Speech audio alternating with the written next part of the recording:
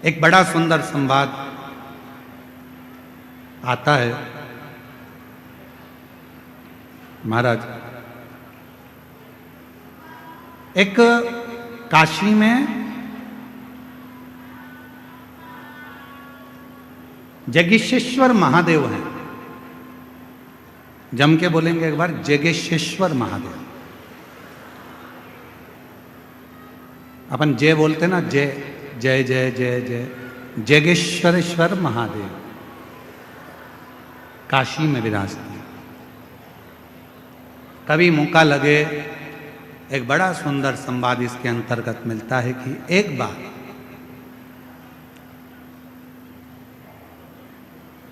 एक जगेश्वर मुनि हुए।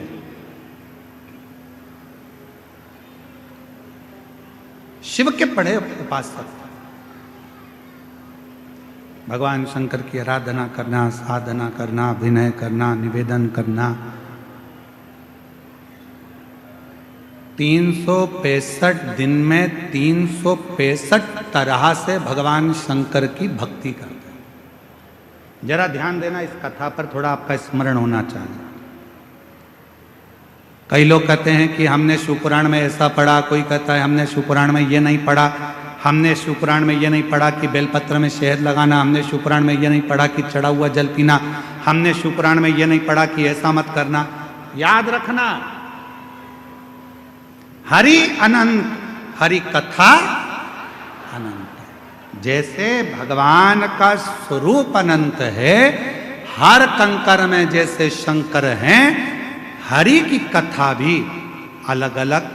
जितने 33 कोटि देवता हैं, तो 33 कोटि देवता की कथा भी, एक एक देवता की कथा 33 कोटि के बराबर तरह से,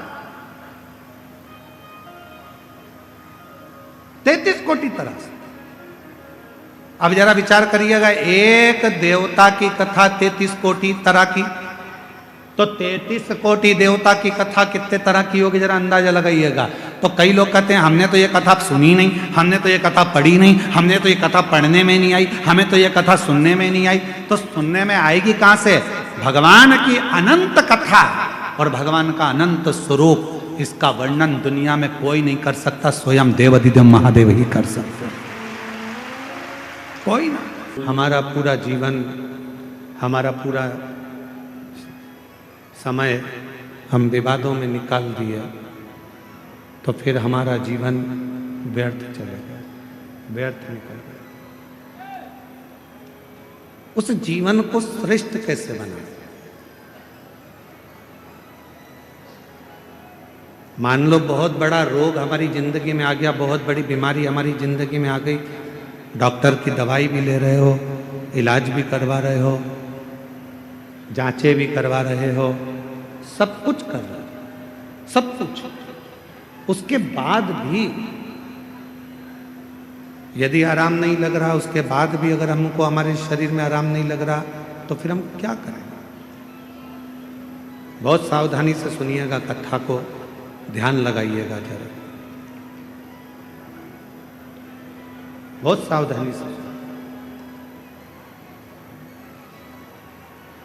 जब लग रहा है कि मैं डॉक्टर की दवाई खा रहा हूँ, जब लग रहा है कि मैं दवाइयाँ खा रही हूँ, जांचें भी करा रही हूँ, इसके बाद भी मेरे शरीर पर दवाई असर नहीं कर रही, मेरा स्वास्थ्य ठीक नहीं हो रहा, तब 2 लोटा जल लीजिए, 5 बेलपत्री शिव जी पर चढ़ा दीजिए और जल की धार दोनों हाथों से धीरे धीरे कुंदकेश्वर महादेव का नाम लेकर जल की धार चढ़ाना प्रारंभ करें। एक बेलपत्र और शिव जी पे चढ़ा हुआ जल लेकर आ जाइए।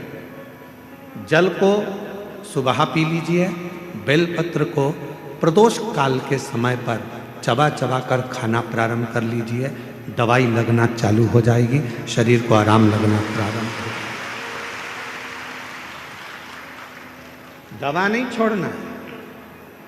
हम पहले भी अपनी कथा में कहे, डॉक्टर शंकर भगवान का एक रूप होता है। शिव का एक स्वरूप है डॉक्टर। डॉक्टर बोले दवा लो, लेते रहो। डॉक्टर बोले जांच कराओ, जांच कराओ।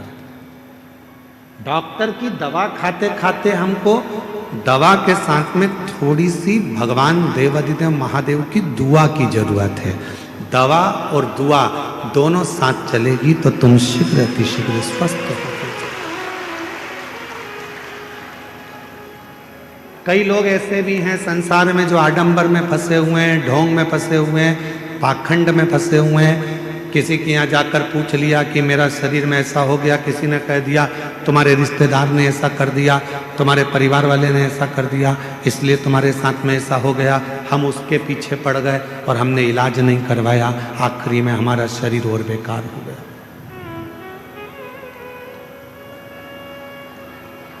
अपने गांव में, अपने नगर में, अपने क्षेत्र में, अपनी कॉलोनी में, अपनी सोसाइटी में, अपने शहर में जो चिकित्सा का केंद्र हो, जो प्राथमिक चिकित्सा केंद्र हो, वहां जाना चाहिए।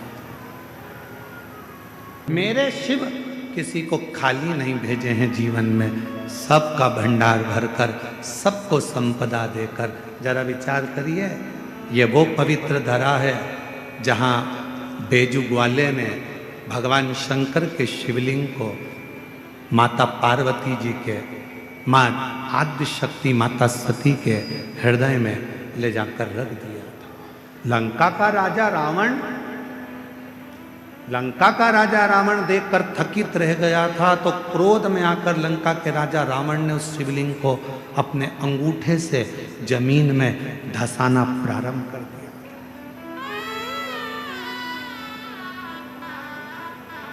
पहले तो शिवलिंग उठाना चाहा पर उठा ही नहीं। जब शिवलिंग नहीं उठा तब अपने अंगूठे से भूमि पे उसको दबाना प्रारंभ कर। फिर पर तेरी कृपा का क्या है भरोसा, कब किस पर हो जाए, जरा सी हम पर कर दो, जरा सी हम पर कर दो। जिस पर भी हो गई तेरी कृपा करुणा, वो भव पार हुआ, भव पार हुआ। पापी हो चाहे जितना उसका भी बाबा उद्धार हुआ, उद्धार हुआ। गिद्ध अजामिल गणिका जैसे तेरे मन को भाई, जरा सी हम पर कर दो, जरा सी हम पर कर दो। भोजन करो पर त्रुटि ना देखो, भजन करो पर उसमें सुख ना देखो। तुम सोचो कि मैं कथा में जा रही हूं और मुझे अच्छी जगह मिल जाएगी, मैं बैठ जाऊंगी कथा सुनने के लिए, मुझे अच्छी जगह मिल जाएगी, अच्छी जगह पे मैं जाके बैठ जाऊंगी। बिल्कुल दूसरी कथा में जाओगे तो जगह अच्छी मिल सकती है, पर शिव पुराण में तो शंकर भगवान के जैसे गण रहते हैं और शंकर भगवान का जैसे कैलाश रहता है, वैसे ही तुम्हें जाना है और वैसे ही बैठना है और वैसे ही श्रवण। बाकी की कथा का हम नहीं कर सकते, क्योंकि बाकी की कथा में तो तुम्हारे लिए कुर्सी भी लगती है, गादी भी लगती है, चद्दर भी बिछती है, तुम्हारे लिए सारी व्यवस्था होती है, कूलर भी लगाए जाते हैं। अब यहाँ तो तुम्हारा हाथ ही कूलर है और तुम्हारा पूरा प्रांगण जहाँ तुम कथा को श्रवण करने, चाहे रोड पर बैठे हो, चाहे दुकान में बैठे हो, चाहे गाड़ी में बैठे हो, चाहे पंडाल में बैठे हो, चाहे तुम अपने घर में बैठे हो, जितनी देर तक शिव महापुराण की कथा तुम्हारे घर में चलती है, जितनी देर तुम्हारा मन शंकर की कथा में लगा रहता है, उतनी देर तक ये विचार करना कि तुम कैलाश पर बैठकर शिव पुराण की कथा को श्रवण। भजन में सुख मत देखना, कि मुझे ये सुख मिलेगा, मैं कथा सुनने जाऊंगी, मैं वहां जाकर बैठ जाऊंगी। भजन कथा में आओ तो ज्यादा डेंटिंग पेंटिंग करके भी मत आओ। 3 किलोमीटर तक चलोगी, आधी तो पसीने में बह जाओ। अब मालूम पड़े तुमने पेंसिल से लाइन खींची, फिर डब्बा भरा, फिर इधर इधर कुछ चिपका के, फिर धागे से ऐसा कर कुरा के, फिर डेंटिंग पेंटिंग करके, सिर पे पल्लू लेके, सास के पांव छू के पूछा कहाँ जा रही है? कथा में। किसकी? सीवर वाला महाराज आया है ना, उनकी कथा में। अच्छा हाँ जा बेटा, अभी तो तू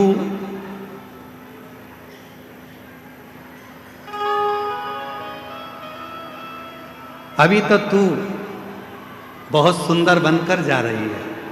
जब वहां से आएगी ना, मम्मी, ओ मम्मी, मम्मी बोली हाँ बेटा, आ गई कथा में से? ऐसा लग रहा है जैसे युद्ध लड़के आई है, ऐसा लग रहा है जैसे तू युद्ध लड़के आई। शंभु शरणे पड़ी मांगो घड़ी रे घड़ी, दुख काटो दया करी निदर्शन आपो। शंभु शरणे पड़ी मांगो घड़ी रे घड़ी, दुख काटो दया करी निदर्शन आपो। शिव कथा में आए, सुख मत देखना। शिव कथा में आप सोचो कि मुझे बैठने की जगह मिल, ना ना, आपको जहां जगह मिल जाए वहीं बैठ जाओ। किसी को कष्ट मत दो, किसी को परेशान मत करो, तो समझना कि तुम्हारा कथा में जाना सार्थक हो गया, तुम कथा में पहुंच गए। अब मालूम पड़ा दर्शन के चक्कर में, देखने के चक्कर में, कथा के चक्कर में एक दूसरे को परेशान कर रहे हो, कष्ट दे रहे हो, और तुम सोचो कि भगवान की कृपा हो जाए। फिर मेरा भोले बाबा कृपा नहीं कर सकता, करुणा नहीं कर सकता, दया। जहां मिले, रोड पर मिले, रोड पर जहां मिल जाए वहां शांति से बैठो, कथा को सुनो, 2 शब्द कानों में जाएगा, भगवान का नाम लेना, भगवान का भजन कर। तो भोजन में खोट मत ढूंढना, भजन में सुख मत ढूंढना। इसमें सुख मिलेगा, हमें बैठने की व्यवस्था अच्छी मिलेगी, धन अच्छा मिलेगा, ना ना, भजन करने बैठो तो ये विचार कर कर बैठना, जब भी बाबा वैद्यनाथ जी के दर्शन के लिए जाओ, देवघर की पवित्र भूमि पर आओ और बाबा के जब दर्शन करो तब बाबा से विनय करना, बाबा इतनी कृपा करना जैसे तेरे घर में गणेश जी हैं, तेरे घर में जगत जननी अम्बा है, तेरे घर में षडानंद कार्तिकेय है, तेरे घर में सारे भक्त हैं, तेरे घर में लक्ष्मी है, तेरे घर में नारायण है, तेरे घर में सारा सुख है। मेरे देवघर वाले बाबा, मेरे घर में तू आकर बैठ जाना, वो भी तेरा घर है, और मेरे घर में भी सब संपदा भर देना। ये तेरी, ये तेरी, ये तेरी करुणा।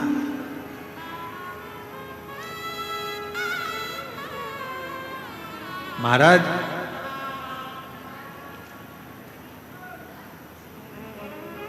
बालों को काला करो,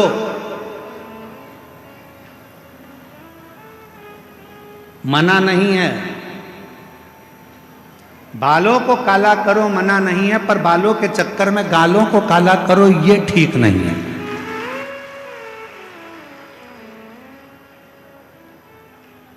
कमाओ मना नहीं है, खूब कमाओ मना नहीं है, भजन करो मना नहीं है, कथा सुनो मना नहीं है, पर तुम्हारे कमाने के चक्कर में किसी को दुख मिले, तुम्हारे भजन करने के चक्कर में, कथा सुनना है, इधर से धक्का दो उधर से धक्का दो, तुम्हारे भजन के चक्कर में किसी को दुख हो तो वो कथा सुनना सार्थक नहीं है, वो भजन सार्थक, वो श्रेष्ठता नहीं। बाल काले करो मना नहीं है, पर बाल के चक्कर में गाल काले मत कर लेना। भजन करो मना नहीं है, कमाओ मना नहीं है, दुकान चलाओ, व्यापार करो, नौकरी करो, सर्विस करो, जब तक तुम्हारा शरीर भगवान ने अच्छा बना कर रखा है, मेरा भोले बाबा तुमको स्वस्थ बना कर रखा है, इस शरीर से खूब कमाओ, मना नहीं है। मेरा कुबेर भंडारी, मेरा वैद्यनाथ बाबा, तुम सबके घर के खूब भंडार भरे। हम बाबा से यही प्रार्थना करते हैं कि बाबा खूब ये शरीर। बहुत सावधानी से कथा का रसतत्व ग्रहण करिएगा। बहुत दूर दूर से आए हो, 200-500 रुपये खर्च कर कर आए हो, बहुत ध्यान लगाना। आज कथा के बाद में बाबा से विनती कर, झोली पसार कर कर कह कर जाना, मेरी झोली तू भरना, 3 महीने में मुझे जो मांगा है वो दे देना, फिर कथा के पंडाल में जाकर पत्र अवश्य लिख कर दो देना। महाराज, एक सुख नाम के राजा थे, पांड्य देश में रहते थे। बहुत अच्छा वैभव था उनका, बहुत धन था उनके पास, कोई संपदा की कमी नहीं थी उनके पास, बहुत वैभव। धर्मपत्नी भी बहुत अच्छी थी, बच्चे थे वो भी अच्छे थे।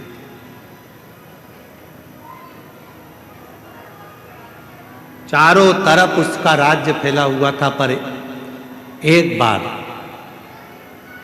नगर में अकाल पड़ गया। अकाल,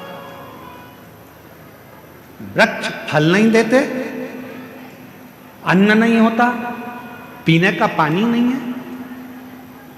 जितनी राज्य में घोड़े थे, हाथी थे, सेना थी, रथ थे, सब धीरे धीरे वो घोड़े हाथी बीमार होते चले गए, मरते चले गए। अकाल पड़ गया। सुख नाम के राजा के आसपास का जितना क्षेत्र था, सारे क्षेत्र में अकाल पड़ा हुआ था, बीमारी आ गई थी, जिस बीमारी ने चारों तरफ से लोगों को घेर लिया। बीमारी,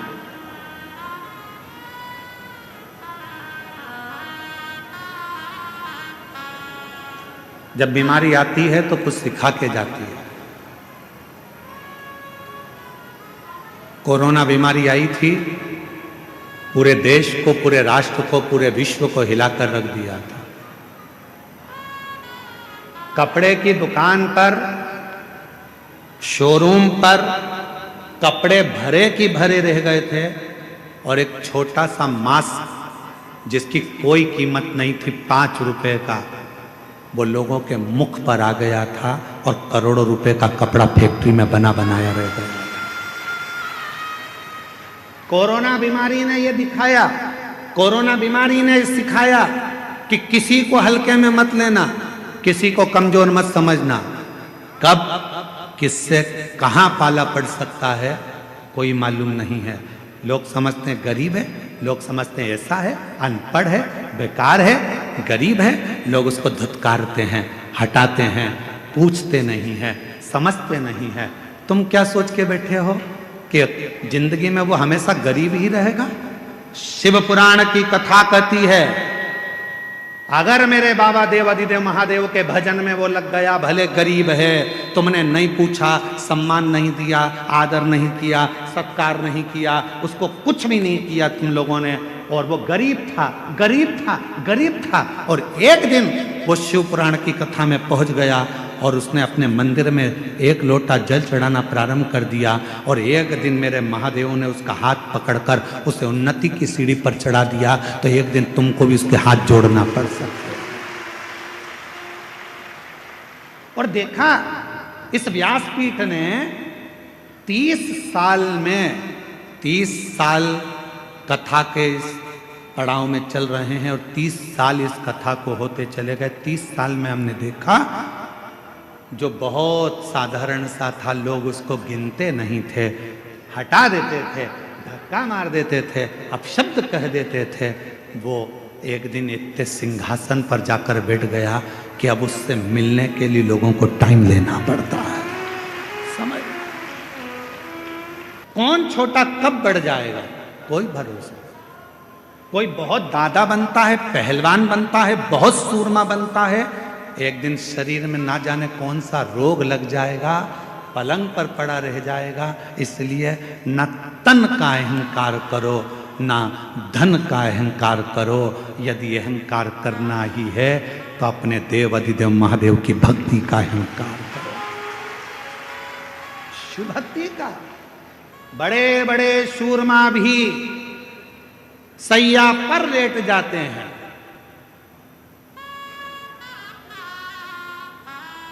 बड़े बड़े सूरमा भी सैया पर लेट जाते हैं। और एक दिन ऐसा आता है कि करोड़पति भी हाथ खाली उस परमात्मा के दरवाजे तक चला जाता है, हाथ खाली, कुछ नहीं। पांड्य देश का राजा सुख, धन बहुत था, वैभव बहुत था, सत्ता बहुत थी, संपदा बहुत थी, सब कुछ था, पर किसने समय जाना, अकाल पड़ गया।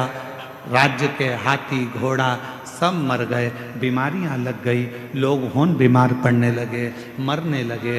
अकाल था, कुछ खाने को नहीं मिला, पानी पीने को नहीं मिला, कुछ भी नहीं मिला, कुछ। पास के राज्य के राजाओं को मालूम पड़ा कि पांड्य देश पर ये अकाल पड़ गया है, अच्छा मौका है, आक्रमण करो और आक्रमण करके इस राज्य पर अपना हक जता दो।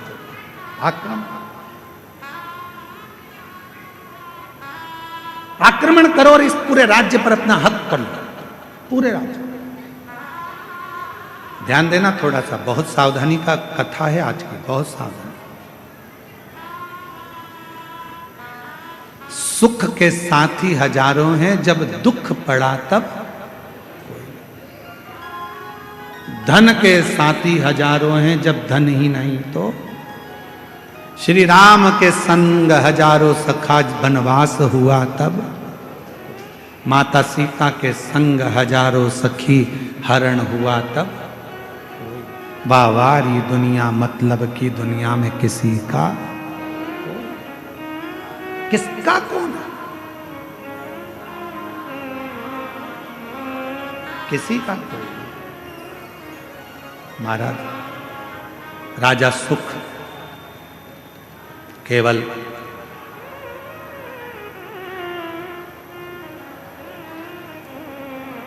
अपने दिल की बात किससे कहें, अपने हृदय की बात किससे कह सकते हैं,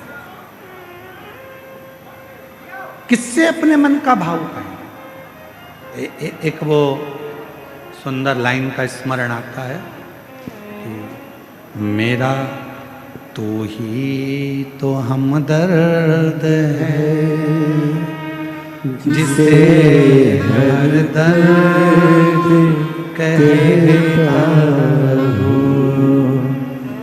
आप भी बोलिए, मेरा तू ही तो हमदर्द है, जिसे हर दर्द कहता हूँ।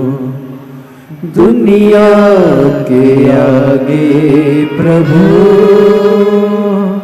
चुपचाप में रहता हूँ।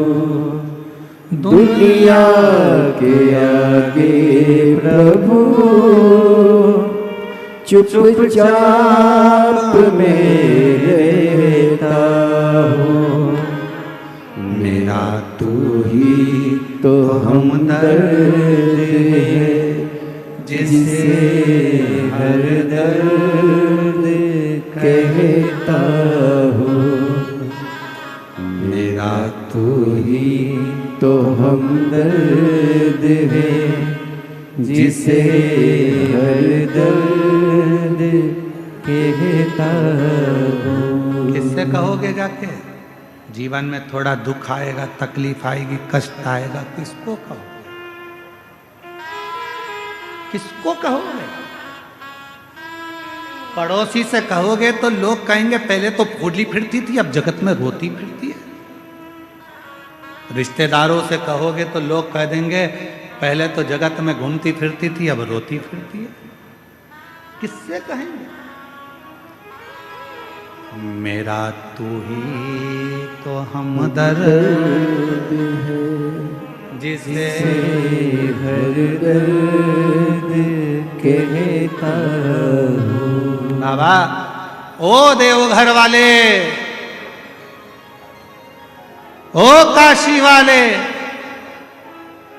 ओ केदारवासी, ओ सीहोर वाले, मेरे दुख को कौन सुनेगा?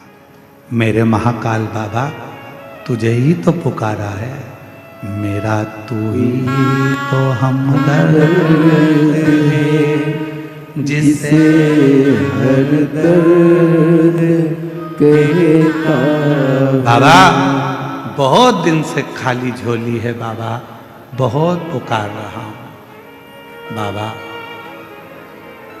तू झोली भरेगा ये मुझे विश्वास है, तू मुझे खाली नहीं छोड़ेगा ये मेरा भरोसा है बाबा। ये मेरा भरोसा कहता है, ये मेरा विश्वास कहता है, तू मुझे खाली नहीं छोड़ेगा। ये मेरा भरोसा कहता है, ये मेरा विश्वास कहता है, तू मुझे खाली नहीं रख सकता। और शंभु शरण पड़ी मांगो घड़ी रे घड़ी, दुख काटो दया करी दर्शन आपो।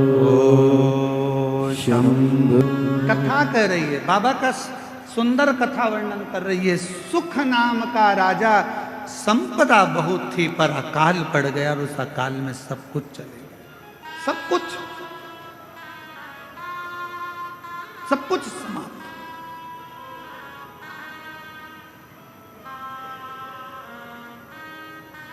अब राजा के ऊपर आसपास के राज्य के राजाओं ने आक्रमण कर दिया। राजा के ऊपर आसपास के राज्य के आक्रमण हुआ और आक्रमण हुआ, पूरा वैभव राजा का चले गया। राजा अपनी पत्नी और बच्चों के साथ और थोड़ी सी सेना को लेकर, 20-25 सेना को लेकर राजा जंगल में चले गया। कहीं ये दूसरे राजा मुझे मार ना डाले, ये दूसरे राजा मुझे समाप्त ना कर दे।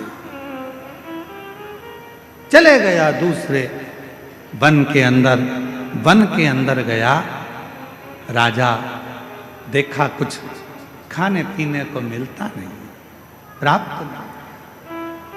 बहुत रो रहा था। साथ के जितने सैनिक थे वो भी समझा रहे थे, महाराज क्यों रो रहे, क्यों, किस लिए रो रहे, तुम्हारी आंख में आंसू क्यों है? बचा नहीं सका, मेरा राज्य पूरा के पूरा चला गया और मेरे स्मरण में नहीं रहा। यह अकाल पड़ गया, पानी नहीं मिला, भोजन नहीं मिला, अन्न नहीं मिला, सामग्री नहीं मिली, सब की सब पूरा चले गया। ये मुझे दुख होगा, ये मेरा। महाराज क्यों चिंता करते हो? सामने एक शंकर भगवान का शिवलिंग एक ओटले पर, ओटला जानते हो, चबूतरे पर केवल शिवलिंग रखा हुआ था, केवल शिवलिंग और कुछ नहीं, केवल शिवलिंग। चबूतरे पर एक शिवलिंग रखा है, मात्र एक शिवलिंग चबूतरे।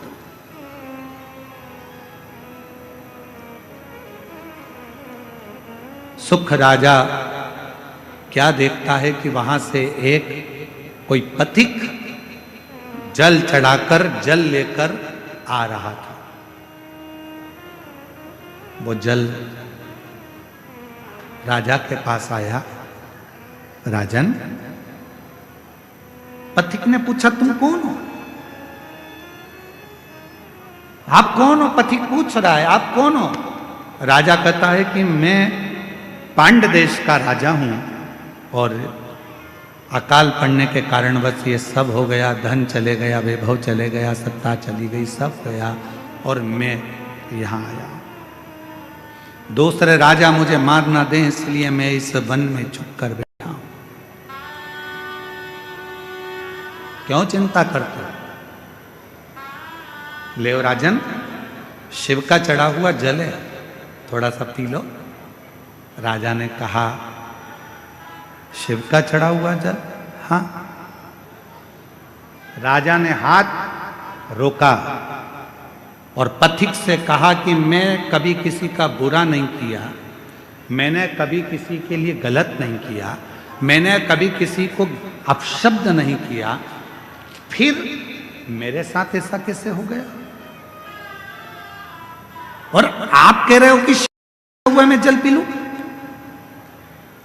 राजा सुख कह रहे हैं कि मैं शंकर जी का चढ़ा हुआ, मैंने किसी को अपशब्द नहीं किया, मैंने ताने नहीं दिए, मैंने गाली नहीं दी, मैंने आड़ा टेढ़ा नहीं बोला, मैंने किसी का बुरा नहीं किया, मैंने किसी के लिए आड़ा टेढ़ा नहीं करा, फिर ये जल क्यों?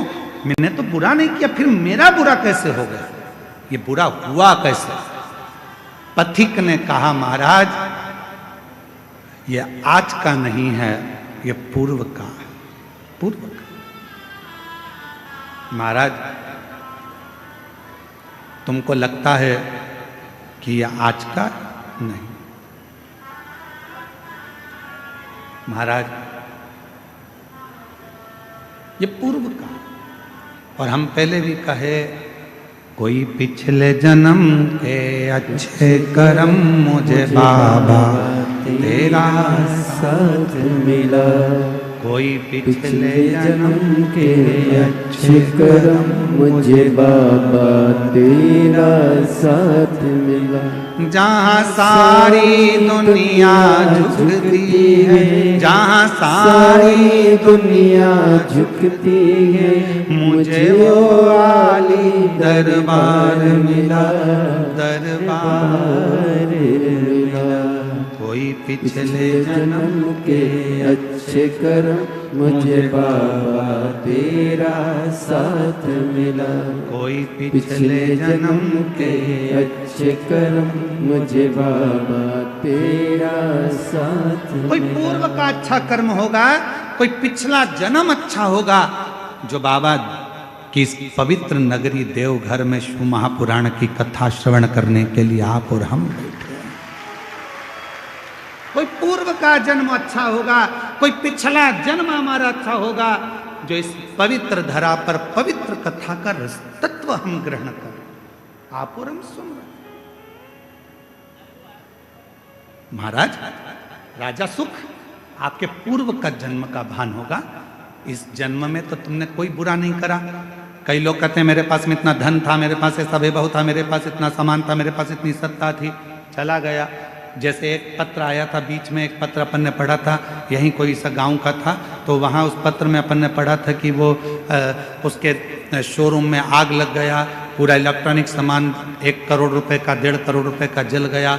जलने के बाद कोई व्यक्ति आया, वो 25 लाख लेकर चले गया। फिर उसके पति को लकवा लग गया, पैरालिसिस हो गया, वो ग्रसित होकर पड़ रहा। तो अब वो सोचे कि मैंने तो कभी बुरा नहीं किया, मैंने तो सब अच्छा किया, फिर मेरा पूर्व का कर्म हमारा कोई प्रायश्चित पुराना रहा हो।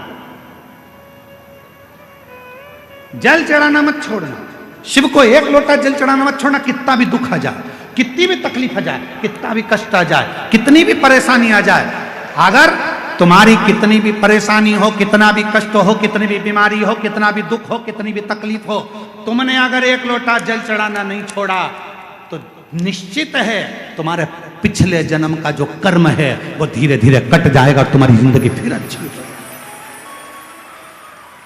कटेगा वो कर्म, कटेगा फिर कोई पूर्व का कर्म, कोई पिछले जन्म का अच्छा कर्म।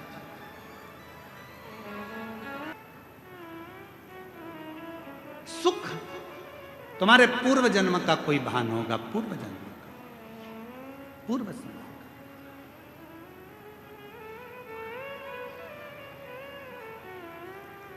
और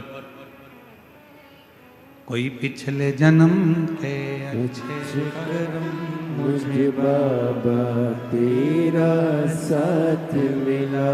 कोई पिछले जन्म के अच्छे कर्म मुझे बाबा तेरा साथ मिला। कोई पूर्व का कर्म था राजा सुख, तुम चिंता मत करो, तुम जल तो पियो। राजा सुख ने पूछा कि आप इतना जानते हो तो एक बात और बताओ कि मैंने पिछले जन्म में ऐसा क्या कर दिया था जो मेरा पूरा सत्ता पूरा वैभव सब चले गया। पथिक ने कहा राजा सुख सुनो, पूर्व जन्म में तुम एक डाकू बनकर जन्म लिए थे। मारना, काटना, बेकार करना, कष्ट देना, सब करा, सब किया। लोगों का अन्न छुड़ा लिया, लोगों का वैभव छुड़ा लिया, इसलिए तुम्हारी सत्ता तुम्हारा वैभव चले गए। राजा सुख ने कहा यदि तुम कहते हो कि मैं पूर्व में डाकू था तो फिर इस जन्म में राजा कैसे बन गया? फिर इस जन्म में मुझे राजा का जन्म कैसे मिल गया? फिर इस जन्म में मेरे हाथी घोड़े कैसे हो गए? फिर इस जन्म में मेरी पत्नी बच्चे कैसे मिल गए? इस जन्म में मैंने सुख कैसे पा लिया?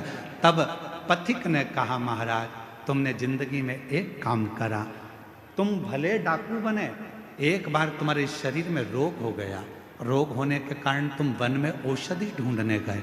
औषधि ढूंढने के लिए जब गए तुम्हें प्यास लगी, प्यास लगी तो तुम्हारे पास में पानी नहीं था, पानी नहीं था। एक शंकर का शिवलिंग देखा, उस शिवलिंग के पास में एक पात्र भरा हुआ रखा था, उस पात्र को तुमने उठा लिया, देखा शंकर के शिवलिंग पर बहुत सारा कुछ ना कुछ पदार्थ लगा था, तुमने वही पानी शिव पर डाल दिया और उसी पानी को झेलकर तुमने पी लिया, जिसके फल स्वरूप तुम्हें इस जन्म में राजा का जन्म मिला, पत्नी मिली, बच्चे मिले, घर मिला, परिवार मिला, सुख मिला, सब कुछ मिला। पर पिछले जन्म का एक पुण्य तुम्हारे को राजा बना देता है, पिछले जन्म का कुछ पुण्य तुम्हारे को फिर उस राज्य को छुड़ा लेता है। हाथ जोड़ लिए सुख ने, आप बताओ महाराज, आप आज्ञा दो, अब मुझे वो राज्य कैसे मिलेगा? तब पथिक ने कहा उस राज्य को पाने का सबसे सुंदर तरीका है, शंकर के शिवलिंग के पास जाओ और शिव को फिर एक लोटा जल चढ़ाना प्रारंभ करो, वो सुख वापिस ले। हमसे लोग पूछते हैं एक लोटे जल में क्या है, एक लोटे जल में ऐसा क्या है, एक लोटे जल में इतना वैभव कैसे है, एक लोटे जल में इतना सुख कैसे है, एक लोटा जल सारी समस्या का हल कैसे हो सकता है, एक लोटा जल श्री शिवाय नमस्तुभ्यम सारे दुखों को कैसे हर सकता है? आखिर इस मंत्र में, आखिर इस जल में ऐसा होता क्या है? हम कहते हैं हमसे मत पूछो, तुम्हारी जिंदगी में तकलीफ आए तो चढ़ा के देखो, प्रैक्टिकल करके देखो कि तुम्हें उसमें फायदा मिल रहा है कि नहीं मिल रहा है। मेरे बाबा तुम्हारा हाथ पकड़ रहे हैं कि नहीं पकड़ रहे? वो चाहे, वो कृपा करे, वो करुणा करे।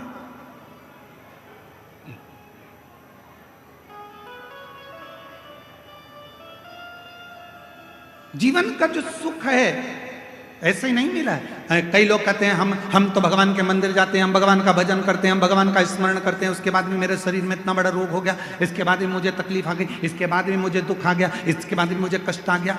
रोना नहीं, दुख मत होना, एक लोटा जल चढ़ाते रहना। हमारे पूर्व का कोई कर्म होगा उसको काटना है हमें, हो सकता है और तकलीफ आए उसको हमें काटना, उसे कष्ट को हमें मिटाना, शिव का नाम लेकर भगवान का भजन कर, स्मरण कर।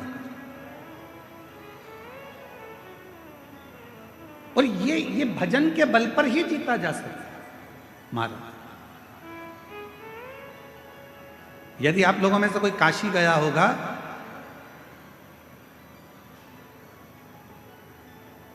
तो काशी में एक जगेश्वर महादेव है। जगेश्वर महादेव काशी में विराजमान है। कभी आप लोगों में से कोई गया होगा, स्मरण रखिएगा, काशी अगर कोई गया। एक होता है शमी का पौधा, एक होता है मंदार का पौधा। मंदार जानते हो सब लोग? बोलो तो जम के। सफेद आंकड़ा भी उसको बोलते हैं, मंदार भी उसको बोलते हैं, मंदार का पौधा। और एक होता है शमी का। कहते हैं जिस व्यक्ति की जिंदगी में केवल घाटा ही घाटा लिखा हो, दुख ही दुख लिखा हो और कई साल हो गए हों किराए के मकान में रहते हुए या तकलीफ को भोगते भोगते, परिवार में कहीं सुख है ही नहीं। दो पौधे को याद रखना, और दोनों पौधे की कथा हमने पूर्व में सुना चुके, मंदार और शमी। दोनों की कथा सुनाइए कि ये कौन से मुनि थे, कौन से ऋषि के बेटे थे, ये मंदार और शमी किसके पुत्र थे, सब कथा सुने। आप YouTube पर सर्च करिएगा तो आपको कथा पूरी मिल जाएगी। आप उसको सुनो। जिसकी जिंदगी में दुख ही दुख लिखा, कष्ट ही कष्ट लिखा, परेशानी ही परेशानी लिखी, तो मंदार और शमी ये दो पौधे ऐसे हैं जो जीवन में सुख प्रदान करते हैं। एक नियम बना लो, 12 महीने शिवरात्रि आती है, हर महीने शिवरात्रि पड़ती है, महीने में 2 बार प्रदोष पड़ती है। या तो प्रदोष का नियम बनाओ या शिवरात्रि का नियम बनाओ। एक काम करना चालू करो, थोड़ी सी मिट्टी शमी के पेड़ के नीचे की और थोड़ी सी मिट्टी मंदार के पौधे के नीचे की, दोनों को लाओ, अच्छा मिलाकर उसका एक शिवलिंग का निर्माण करो और उस शिवलिंग का पूजन प्रदोष काल में शाम के समय शिवलिंग के सामने 2 घी के दिए जलाकर, जैसी घर में पूजन करते हो वैसी की वैसी पूजन करो, आरती करो, थोड़ा सा भोग लगाकर निवेदन कर कर उस शिवलिंग का बाद में विसर्जन करो। 5 या 7 प्रदोष कर लो या 5 या 7 शिवरात्रि कर लो। आपको किसी के आगे हाथ नहीं फैलाना पड़ेगा। मेरा देव अधिदेव महादेव स्वयं भंडार भरना प्रारंभ कर देगा, स्वयं शिव भंडार भरेगा। मंदार और शमी के वृक्ष के नीचे का वो फल होता है जो सुख देगा, जो सुख देगा।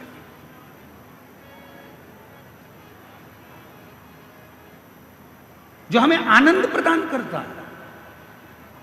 मंदार मतलब आप लोग जानते हो, वो सफ़ेद आंकड़े की जो जड़ होती है, आंकड़ा होता है, उसके छोटे छोटे फूल होते हैं मंदार के, भगवान शंकर को चढ़ते हैं। और शमी की पत्ती तो आप लोग जानते ही हो, शमी का पत्र, इसके पौधे के नीचे और उसके पौधे, इसका वृक्ष और उसके वृक्ष के नीचे की थोड़ी थोड़ी मिट्टी प्रदोष काल में, या तो प्रदोष हो या शिवरात्रि हो, दोनों को मिलाकर उसका शिवलिंग बनाकर उसकी आराधना, उसकी अभी हम कथा में एक बड़ा सुंदर व्याख्यान बताएंगे। जब घर में एक बीमार होता है, दूसरा ठीक होता है, दूसरा बीमार होता है, तीसरा ठीक होता है, उसका भी स्मरण इसमें मंदार और शमी के पौधे के नीचे की मिट्टी का वर्णन। देखिए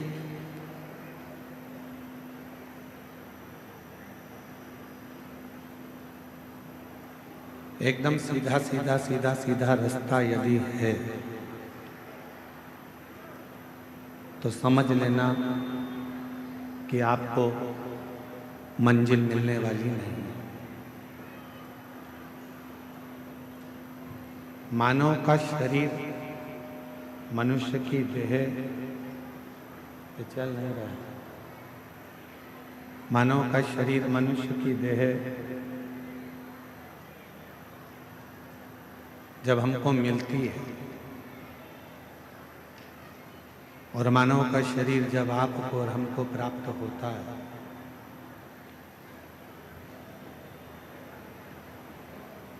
तो भगवान माता के गर्भ में भी जब रखता है तो थोड़ा आड़ा टेढ़ा कर कर रखता है।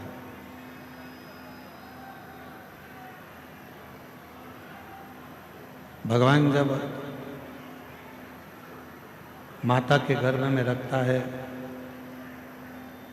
तो टेढ़ा कर कर रखता है कि ये माता के गर्भ में रहेगा तो श्रेष्ठ रहेगा। उसी तरह शिव महापुराण की कथा कहती है, भगवान शंकर का चरित्र कहता है, शिव तत्व कहता है, भगवान देवाधिदेव महादेव का चरित्र कह रहा है, भगवान शंकर की पवित्र कथा कह रही है। एकदम सीधा सीधा रास्ता यदि हमारे जीवन में हमको मिल रहा है तो समझ लेना कि मंजिल पास में नहीं है, मंजिल नजदीक में नहीं है।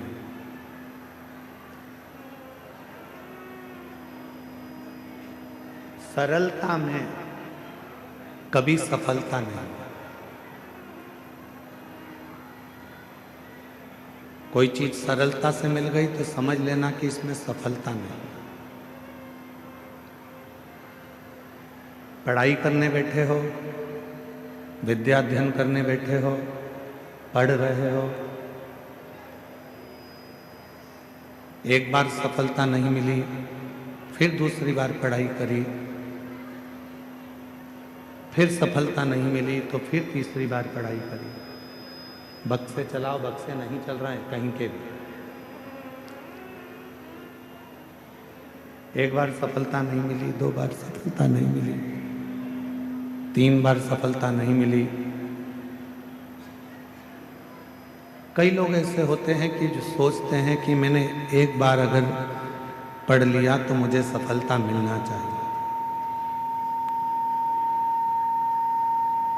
सफलता प्राप्त होना चाहिए। पर शिव कथा कहती है कि सफलता पाने के लिए, सफल होने के लिए एकदम सरल मार्ग मिल गया तो सफलता सहजता में नहीं मिल सकती। थोड़ा चलते चलते टर्न आएगा, मोड़ आएगा। कुछ मोड़ जिंदगी में ऐसे आ जाते हैं जिन मोड़ के बल पर संसार का मनुष्य उन्नति की सीढ़ी पर चले जाता, सफलता की ओर बढ़ जाता।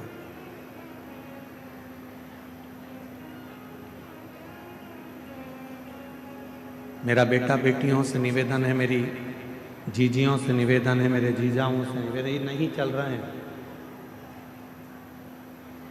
कान लगाओ इसमें। मेरा जीजी जीजाओं से निवेदन है, बेटियों से निवेदन है, मेरी माताओं से निवेदन है,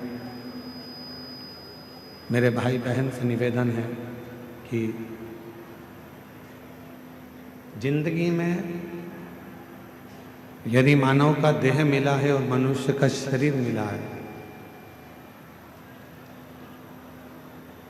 संघर्ष से पीछे मत हटे, मेहनत से पीछे मत हटना। असफलता को देखकर डरना नहीं। एक ना एक दिन मेरा देव अधिदेव महादेव, मेरा बाबा भोलेनाथ आपका हाथ पकड़कर आपको मंजिल तक पहुंचा करेगा। बोल बम का नारा है, सारी समस्या का हल। कभी ना कभी यदि आप मेहनत पूरी कर रहे हैं, परिश्रम पूरा कर रहे हैं, आप अथक मेहनत में लगे हुए हैं, परिश्रम में लगे हुए हैं, बहुत मेहनत आप अपनी जिंदगी में कर रहे हैं, तो सफलता जरूर मिलेगी, ये निश्चितता है। सफलता जरूर प्राप्त होगी। हम क्या करते हैं, अपनी आधे से ज्यादा जिंदगी तो हम विवाद में निकाल देते हैं। संवाद तो हम नहीं कर पाते, हम विवाद में पड़े रहते हैं।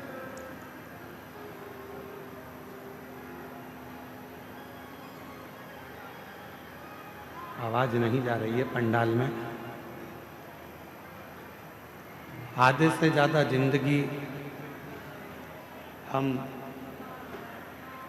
विवाद में निकाल देते हैं। थोड़ा सा जीवन,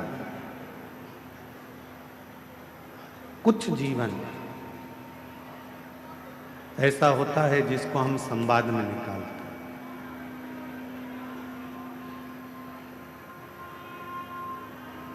हम आपसे एक बात पूछें, जरा उत्तर दीजिएगा। स्पीकर उन बढ़ाइए, स्पीकर उन की आवाज नहीं खुली है, स्पीकर नहीं चल रहा है।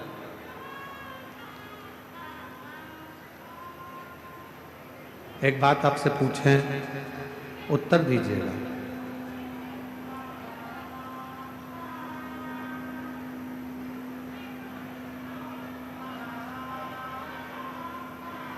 ए भैया बांटने वाले, ए बांटने वाले भैया,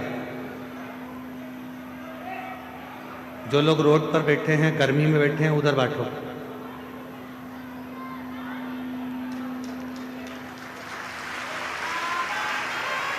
ले जाओ यहां से।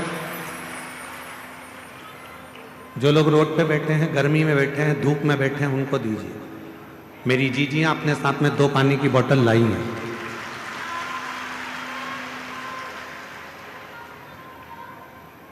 एक बात आपसे पूछें कि पांडव और कौरव दोनों में विवाद किस चीज के लिए हुआ?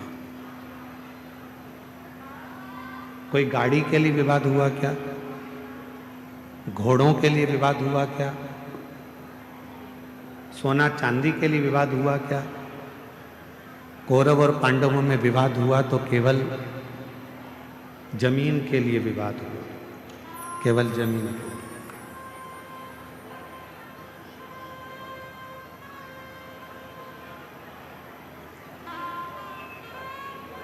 दोनों में बहुत विवाद छिड़ गया और केवल जमीन के लिए विवाद हुआ। अब हम आपसे पूछें, कौरव चले गए, पांडव चले गए, जमीन क्या उनके साथ गई? जम के तो बोलो, नहीं गई। कौरव गए, पांडव गए, पर जमीन उनके साथ नहीं गई। जमीन नहीं गई, जमीन वहीं की वहीं पड़ी हुई है।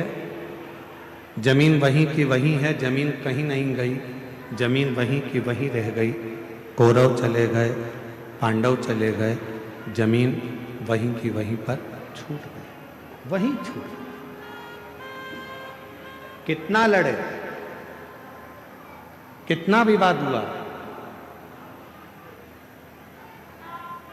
पूरी की पूरी सेना चली गई, पूरा की पूरा कुल चले गया, पूरा की पूरा परिवार चले गया और जमीन वहीं की वहीं पड़ी रही। जमीन साथ लेके जाओगे? बोलो तो जम के, नहीं ना।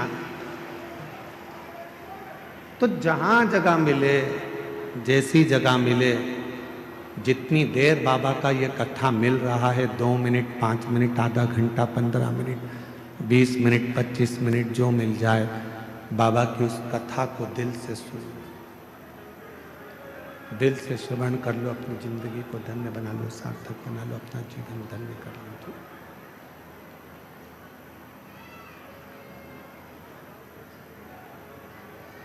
जमीन कहीं नहीं गई है, जमीन वहीं की वहीं है। जमीन को कोई लेकर नहीं गया, जमीन अपनी जगह पर रह गई, जमीन कहीं पर नहीं गई है। शंभो शंभो शंभो शंभो शंभो शंभो शंभो। चोंगे जैसी आवाज आ रही है, उसको सेट तो करो। शंभो शंभो शंभो। जमीन कहीं नहीं गई, जमीन वहीं की वहीं रह गई है।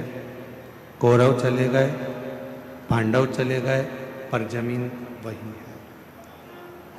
शिव पुराण कह रही है, यानी मानव देह मिला है, मानव का शरीर मिला है, मनुष्य का शरीर मिला है। कान लगाओ मां।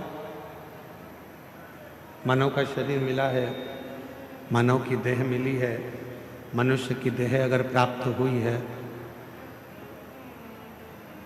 और हमने उस पूरी मानव की देह को, मानव के शरीर को मात्र विवादों में निकाल दिया और हम भगवान देवादिदेव महादेव का कोई भजन ना कर पाए, कोई संवाद ना कर पाए, तो आपकी और हमारी जिंदगी दोनों ही व्यर्थ है, दोनों ही व्यर्थ। और मैंने तेरे ही भरोसे बाबा, तेरे ही भरोसे हवा उड़ती जागी बाबा, डोर हतो छठी नाम कटी जागी। भोले मैं तेरी कदम, शंभू मैं तेरी। भगवान शंकर की पवित्र कथा कर रहे हैं। शिव महापुराण की कथा वर्णन कर रहे हैं। सुख राजा ने शिव जी को वापस जल चढ़ाना प्रारंभ करा और राजा के पास में वैभव आना प्रारंभ। एक भगवान का नाम और एक भगवान शंकर पर चढ़ा हुआ जल हमारे पूर्व के पाप कर्म को धो देता है, समाप्त कर देता। महाराज,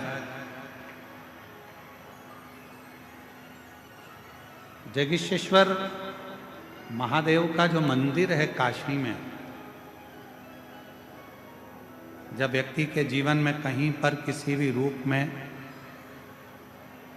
उसके जीवन में जब तकलीफ आती है, कष्ट आता है और बहुत ज़्यादा जब वो रोग से ग्रसित होने लगता है, सावधानी से सुनिएगा कथा को, अपने जीवन में उतारिएगा। तब कभी काशी में आप जाएं तो एक जगेश्व्य मुनि हुए,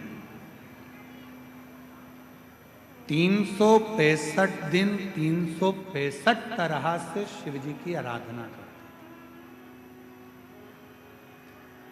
365 तरह।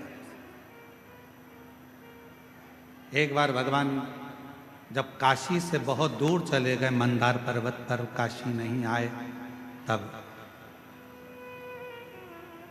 जगेश्व्य मुनि ने भगवान को ढूंढने के लिए साधना करना प्रारंभ कर। ना भोजन करते, ना पानी पीते, ना कुछ ग्रहण करते, कुछ भी ग्रहण नहीं करते।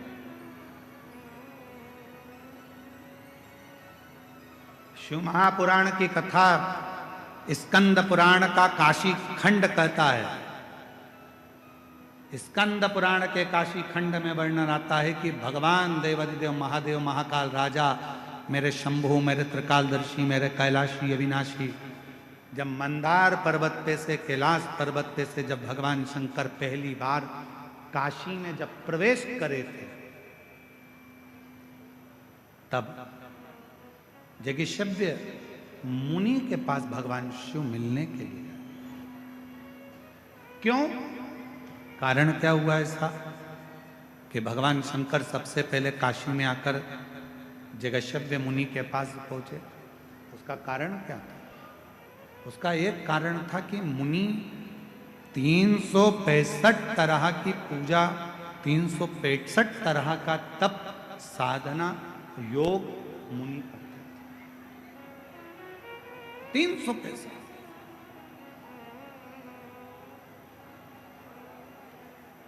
जिस दिन मुनि एक तरह की पूजन को भूल जाते थे, मान लो मुनि ने एक तरह का कोई पूजन किया, एक तरह का कोई अनुष्ठान किया और वो भूल जाते थे, तब भगवान शिव उस पूजन को स्वीकार करने के लिए भगवान शिव ओगड़दानी त्रिकाल शिव उसको पूजन को स्वीकार करें। हम आप लोगों से एक निवेदन करें, आपके जीवन में यदि आपको ऐसा लगता है कि हमारे बहुत तप करने पर, भजन करने पर, व्रत करने पर, साधना करने पर, उपास करने पर भी हमें कहीं ना कहीं तकलीफ का सामना करना पड़ रहा है, तो निवेदन है एक चावल का दाना शिव को चढ़ाने का, या एक पुष्प की पंखड़ी और बन सके। आपकी जिंदगी में अगर आप बना सकते हो और कर सकते हो तो मालूम पड़े, अगर एक चावल का दाना नहीं चढ़ा सकते, जल नहीं चढ़ा सकते, तो एक शमी का पत्र भी अगर आप शिव को समर्पित कर रहे हो तो शिव उसको स्वीकार। जहाँ जगह मिले वहाँ बैठकर स्तुति अवश्य करिएगा और अपने दिल की बात बाबा को जरूर कहिएगा, हृदय से बाबा को प्रार्थना करिएगा।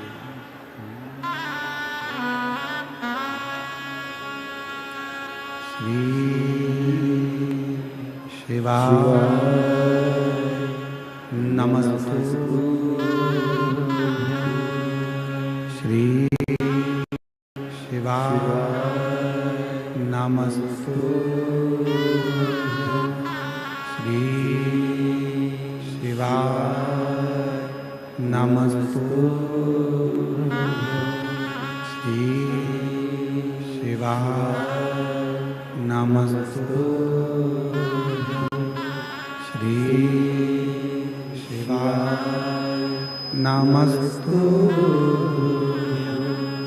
भोला सब दुख काटो हमारा, ओ भोला सब दुख काटो हमारा। शिव शंकर जपू तेरी माला, भोले बाबा जपू तेरी माला, भोला सब दुख काटो हमारा, ओ भोला सब दुख काटो हमारा। वेश है मंगल मंगलकारी, वेश है मंगल मंगलकारी। शमशान वासी हमारा, शमशान वासी हमारा, ओ भोला सब दुख काटो हमारा, ओ भोला सब दुख काटो हमारा।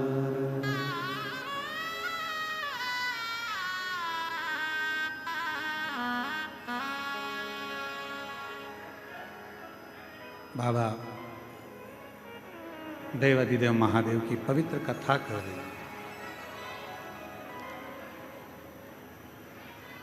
एक जेगी शिव मुनि हुए,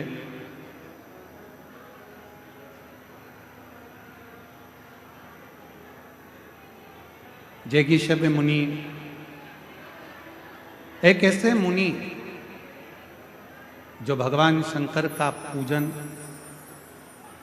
365 तरीके से करते थे। प्रतिदिन सेवा का पूजन का क्रम उनका अलग होता था और 365 तरीके से भगवान शंकर को रिझाते थे। स्कंद पुराण का काशी खंड कहता है कि वो काशी खंड की कथा वर्णन करती है कि एक ऋषि के लिए भगवान देवाधिदेव महादेव कैलाश छोड़कर आते हैं और उन ऋषि को दर्शन देते हैं। कथा के माध्यम से हम वर्णन करें, कभी आप काशी जाएं तो जेगी शिवेश्वर महादेव का दर्शन अवश्य करें। जीवन का कभी भी कोई भी तकलीफ, कोई भी कष्ट जब होता है और हम भगवान शिव के पास जाकर अपने मन की बात करते हैं तो शिव उसको स्वीकार करते हैं। जैसे एक दुंदुभी नाम का असुर हुआ,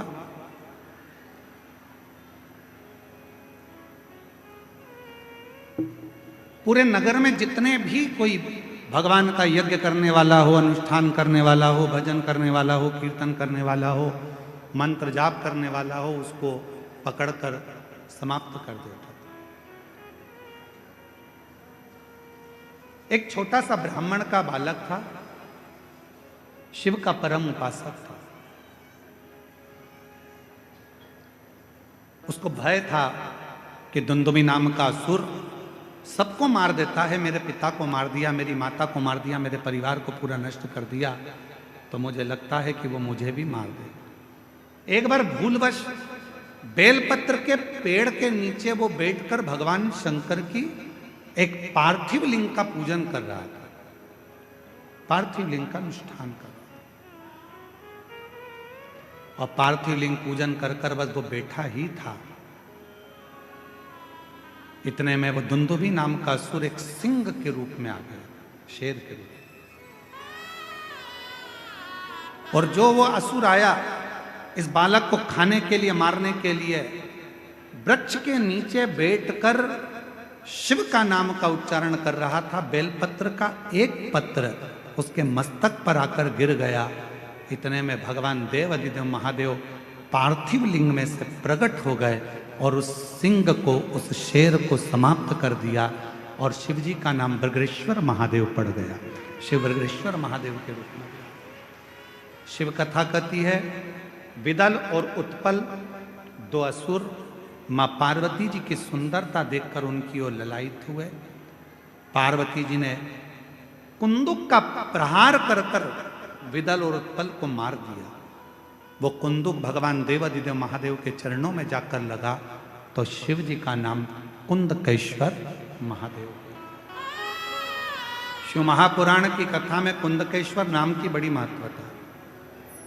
कहते हैं जिस औषधि को आप ले रहे हो, दवाई को आप ले रहे हो, डॉक्टर से जांच करा रहे हो, चेकअप करा रहे हो, सारी चिकित्सा आपकी चल रही है और दवाई यदि शरीर में नहीं लगती है, औषधि अगर शरीर में नहीं लगती है, डॉक्टर का चेकअप कराते रहो, दवाई लेते रहो, साथ में कुंदकेश्वर महादेव का नाम लेकर जो औषधि दी गई है, दवाई दी गई है, उसको कुंदकेश्वर महादेव का नाम लेकर यदि आप खाते हो तो निश्चित है वो दवाई असर करना प्रारंभ कर देती है, वो औषधि असर करना प्रारंभ